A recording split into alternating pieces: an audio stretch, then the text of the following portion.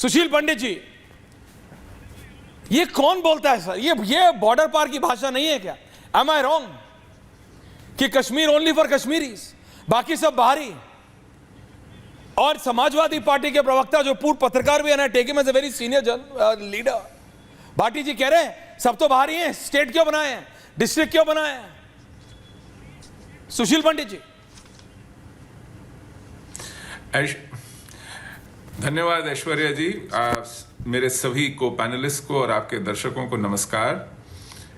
ये वो व्यक्ति पूछ रहा है जिसे ये जवाब देना भारी पड़ जाएगा कि वायनाड में वो भीतरी है या बाहरी है, और भारत में उनकी माताजी भीतरी हैं या बाहरी हैं।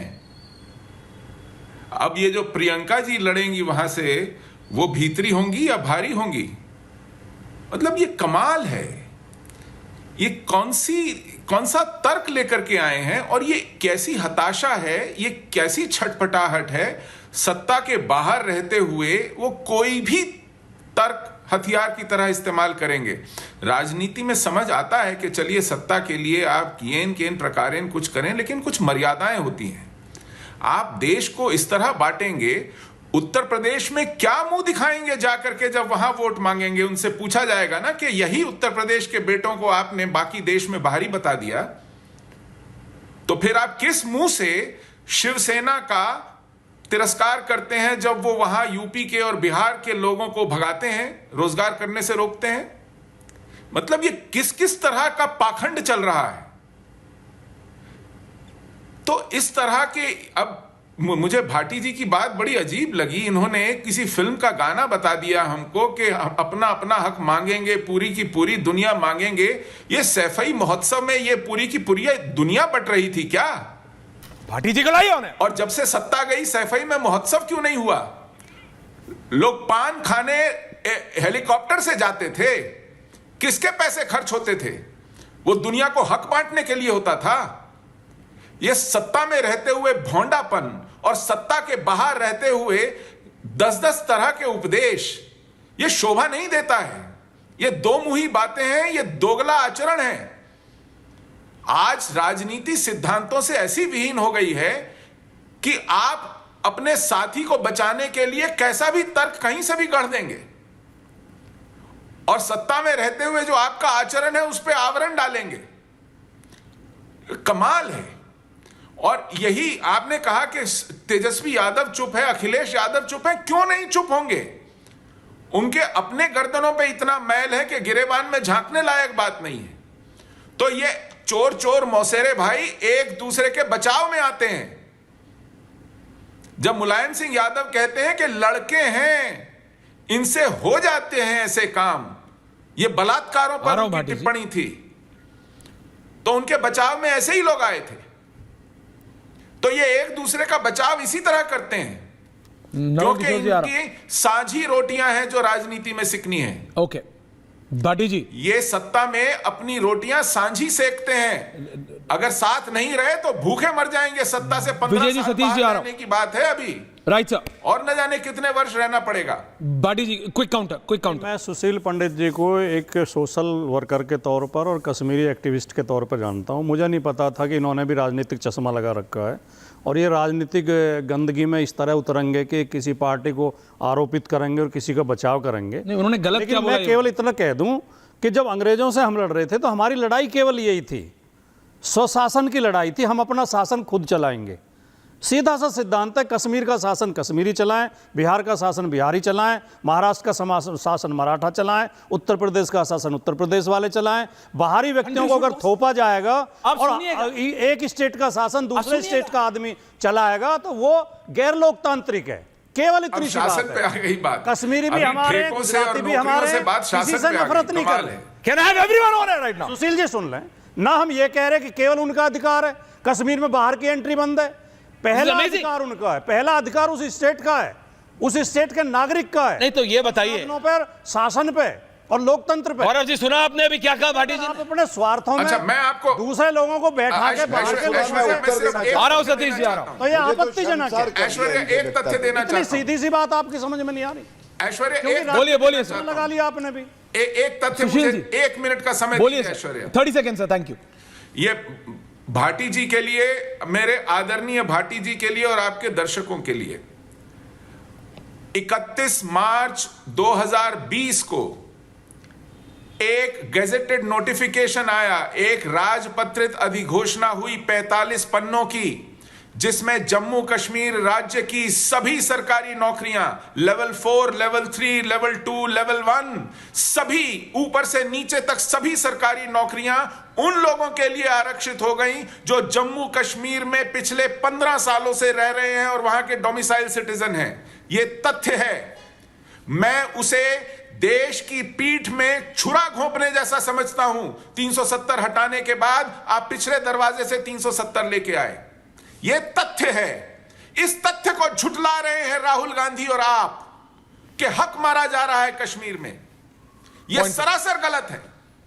लेकिन आप राजनीति के लिए झूठ भी बोलेंगे, कुछ कहूं, उसके लिए तर्क भी गढ़ेंगे, कमिंग गौरव जी, और उसके बाद वोट भी बटोरेंगे, लेकिन सच से गुरेज करेंगे। ओके सतीश जी, इस हिसाब से तो भाटी जी जब गुजरात में या कहीं और चुनाव लड़ते तो बाहर ही हो जाते हैं। बोला गौरव भाटिया ने, राहुल गांधी वायनाड कैसे जाएंगे? ठीक बोला सुशील पंडित जी ने। सतीश जी और फिर गौरव जी आ रहा हूं आपके पास। विजय जी कमेटी। मुझे बड़े दुख के साथ कहना पड़ रहा है ऐश्वर्या जी, बहुत दुख के साथ कहना पड़ रहा है कि बहुत फालतू के तर्क दिए जा रहे हैं। जरा इनसे पूछिए पंडित जी से, सुशील पंडित जी से, कि ये बाहर में पंडित समुदाय वहां निर्वासित रह रहा है, तो फिर न जाए वहां कश्मीर, यही रहे। मांग होती है कि उनको वापस जाना चाहिए, जो कि जायज है। हमें ये बताइए गौरव भाटिया जी कि हरियाणा में जब जो वहां नौकरी में 70-80% जो है वहां के लोकल लोगों के लिए रख दिया गया था, जो कोर्ट में नहीं चला, तो फिर वो गलत किया उन्होंने? वो बात नहीं है। और ये कह रहे हैं कि नफरत की दुकान, मैं किसी का समर्थक नहीं हूं। अगर अब आरएसएस कह रही है कि भाई जाति जनगणना कराओ, तो क्या उन्होंने नफरत का मॉल बना दिया क्या नफरत की दुकान की जगह? सवाल का जवाब है, अगर हक हुकूक और कोई कायदे की बात होती है तो उसकी बात करनी चाहिए ना, तर्कों के आधार पर, तथ्यों के आधार पर बात करनी चाहिए। उनको खींचिए। वो जब वो राहुल गांधी इस तरह की बात बोलते हैं तो उनको तथ्यों पर लाइए ना। ये फालतू के बहस करने किस आदमी को तथ्यों पे लाइए? ये नहीं है जो पूरे देश को बाहर ही बता दे। गलत है। ये राजनीतिक विमर्श को अपने सुविधा के अनुसार बाएं दाएं मोड़ करके, ये तरीका ठीक नहीं है। गौरव भाटिया जवाब दे रहे हैं आपको। गौरव भाटिया, गौरव भाटिया, नहीं है। तब आप भी एक काम कीजिए ऐश्वर्या, मेरी जगह विजय जी को लीजिए एक लाउड स्पीकर, आप ही एक एडिटोरियल पढ़ दीजिए, हो गया। गौरव भाटिया जवाब दे रहे हैं। उत्तर दे दूं सतीश जी जी। की बात का। देखिए, पहले तो सपा के प्रवक्ता ने जो कहा, मैं उसकी निंदा करते हुए घोर आपत्ति व्यक्त करता हूं। उन्होंने कहा अंग्रेजों से जो हमने लड़ाई लड़ी थी वो सत्ता चलाने के लिए लड़ी थी, और अब जो है बाहरी आके सत्ता अगर चलाते हैं तो ये अंग्रेजों से जो लड़ाई हुई है उससे इसकी तुलना करनी पड़ेगी। काहे के वकील मैं हैं? कहता हूं भारत देश में हम तो एकजुट हो गए हैं, हमारी एक ही पहचान है, तो बाहरी कौन है ये? और हमारी लड़ाई जो अंग्रेजों से थी ऐश्वर्या जी, ये तो इस बात पे थी कि तिरंगा सबसे ऊपर फहराया जाएगा। तिरंगे की आन बान शान के लिए जान दी है ना। आप मुझे बताइए, भारत की संप्रभुता के लिए जान दी है, और ये लोग कहते हैं कि नहीं, ये बाहरी लोग कैसे आके सत्ता चलाएंगे। और ये सोच कहां से आती है? ये सोच आती है, आजम खान इनके बड़े लीडर हैं, वो सेना को भी बांट देते हैं हिंदू मुस्लिम में। उनका एक वक्तव्य है, उन्होंने कहा कारगिल की चोटी फतेह करने वाले मुसलमान थे, अल्लाह अकबर के नारे लग रहे थे। मतलब फौजी जो है धर्म देख के पहचानते हैं ये लोग। अगर मर जाते हैं, हमारी शहादत हो जाती है सैनिकों की, तो ये गिनते हैं कितने हिंदू है कितने मुस्लिम हैं। ये चिंताजनक है और दुखद है। दूसरी बात जो सतीश जी कह रहे थे, आपने कहा तथ्यों पे हराइए। देखिए, जिस अपरिपक्व नेता राहुल गांधी ने संविधान नहीं पढ़ा, मैंने सवाल पूछा, 2011 का सेंसस डेटा रिलीज क्यों नहीं किया? क्या राहुल गांधी उत्तर देंगे? दूसरा, अनुच्छेद 370 जो कि टेम्पररी था, इसको हटाया नहीं गया। और हुआ क्या, ये सतीश जी बहुत ही विद्वान है, ये जान लेंगे। जो वाल्मीकि समाज था, जो पिछड़े वर्ग का समाज था, उसको आरक्षण नहीं मिलता था। जब अनुच्छेद 370 को संशोधित किया तो आरक्षण मिलने की शुरुआत वहां पे हुई है। राहुल गांधी उत्तर दे, अनुच्छेद 370 क्यों नहीं हटाया और हटाने का विरोध क्यों किया? तीसरी बात, एएमयू में, जामिया में SC ST का रिजर्वेशन नहीं है। क्या समाजवादी पार्टी के प्रवक्ता यहां पे या राहुल गांधी ये कहेंगे कि हां जे जामिया में और साथ में एएमयू में आरक्षण होना चाहिए? अगर आप पिछड़े वर्ग के इतने बड़े हितैषी हैं तो आपको बोलना चाहिए बात, लेकिन नहीं बोलेंगे।